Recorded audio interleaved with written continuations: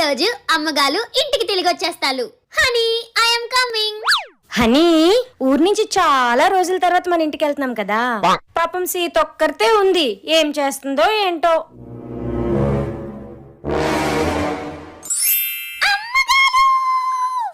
Sita,